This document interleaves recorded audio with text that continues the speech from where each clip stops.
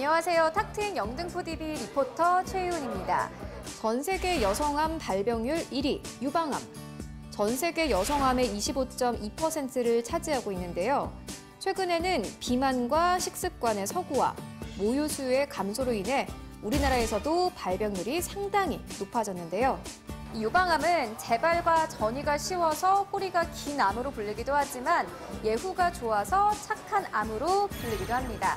오늘 이 시간을 통해서 유방암의 예방법, 진단법, 그리고 치료법까지 함께 알아보는 시간 가져보도록 하겠습니다.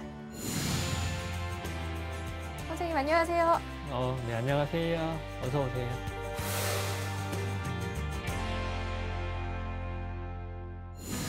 대한민국 여성들에게 유방암이 좀 자주 발병된다고 하는데 또 매년 그 발병률이 점차 올라가고 있다고 합니다. 이유가 뭘까요? 일단 유방암은 가족력에 있는 분들, 유전 영향이 있는 분들은 굉장히 위험성이 높고요. 또 여성 호르몬과 영향이 있기 때문에 여성 호르몬 에스트로겐에 지속적으로 많이 노출되는 경우에 유방암의 위험이 높습니다. 임신을 안 하거나 초경이 좀 빨라졌거나 아니면 폐경이 늦어지는 이런 경우도 발생률이 높고요. 또 최근 서구화된 영양식사, 이런 비만 이런 것들이 유방암과 연관이 있다고 알려져 있습니다. 네, 그리고 유방암에는 초기엔 증상이 없다고 들었는데 진행에 따라서 증상이 다른가요? 유방암은 초기에는 증상이 없고요. 이제 1cm 이상 멍울이 커지면 손으로 만져질 수가 있고요.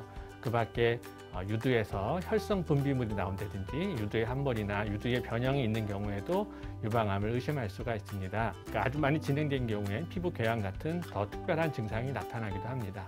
네, 또 자가 진단을 통해서 이 진단을 하는 방법도 중요할 것 같습니다. 자가 진단할 수 있는 방법들에는 어떤 것들이 있을까요? 네, 먼저 세 가지 방법을 저희가 권고하는데요. 제일 첫 번째는 서 있는 상태에서 거울을 보시고 직접 육안으로 확인하는 방법이 첫 번째고요.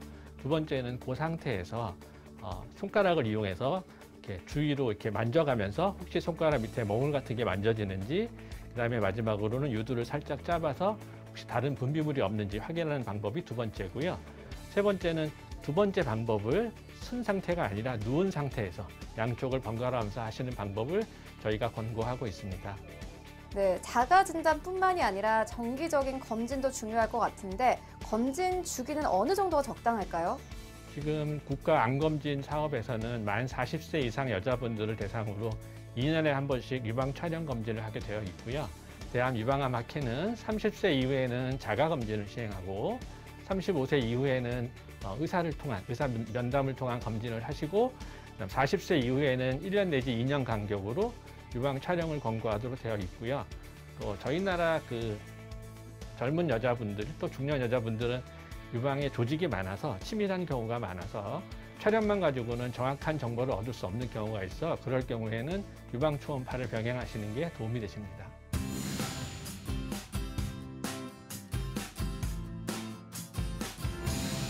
선생님 안녕하세요. 안녕하세요. 네, 이번에는 검진법에 이어서 치료법에 대해서 알아볼 텐데 유방암을 조기에 발견을 하면은 완치율이 90% 이상이라고 하는데 암 특성에 따라서 치료 방법이 다른 걸까요? 암의 조기 발견을 했을 경우에는 수술의 범위라든지 아니면 항암제를 투여할 수 있는 그런 기회가 오히려 더 적어질 수 있다고 볼 수 있죠. 그렇다고 해서 조금 더 진행이 됐다고 해서 너무 실망하거나 좌절할 필요는 없을 것 같아요. 왜냐하면 수술 범위가 좀 커지고 항암제 치료가 좀 더 더해진다는 것 뿐이지 그렇게 크게 좌절할 필요는 없을 것 같다고 생각합니다. 네, 그리고 유방을 좀 절제하는 경우도 많은데 이렇게 되면은 보건수술 많이들 하시나요?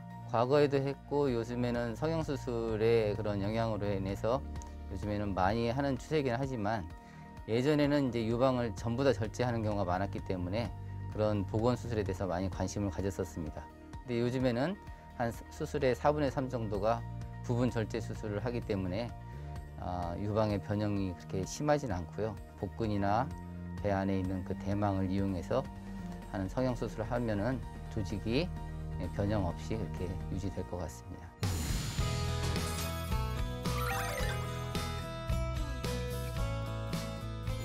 네, 여성의 암 중에서 제일 많은 것이 유방암인데 유방암이 생기는 원인이 호르몬에 대한 그런 반응이거든요.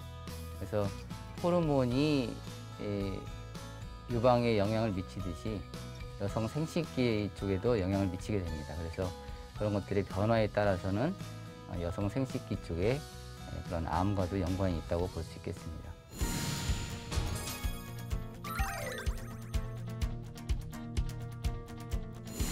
그렇진 않습니다.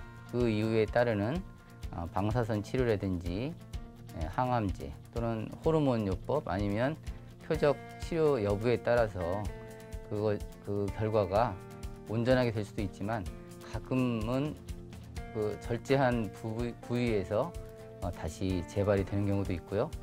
겨드랑이 쪽에서 아니면 다른 부위에서도 또 생길 수 있는 그런 가능성이 있기 때문에 계속 추적 검사라든지 관찰을 필요로 하는 것입니다.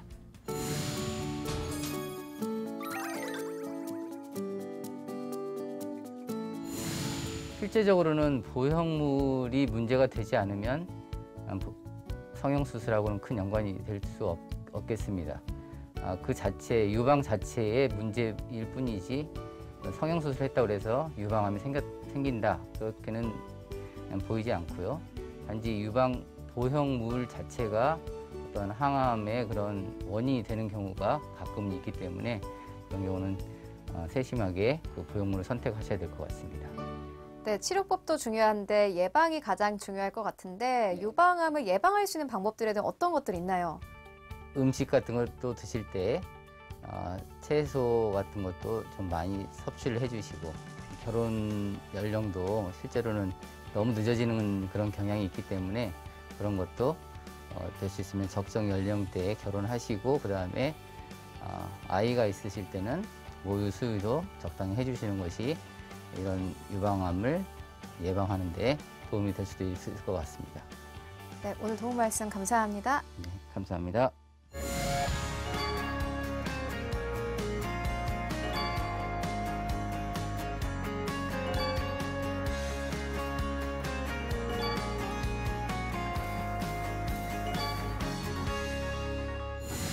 우리 몸을 건강하게 지켜줄 올바르고 알찬 정보를 알아보는 시간, 우리 동네 주치. 이번 시간에는 유방암에 대해서 알아보았습니다. 좋은 정보 되셨나요? 저희는 다음 시간 더욱더 알찬 정보로 다시 찾아오도록 하겠습니다.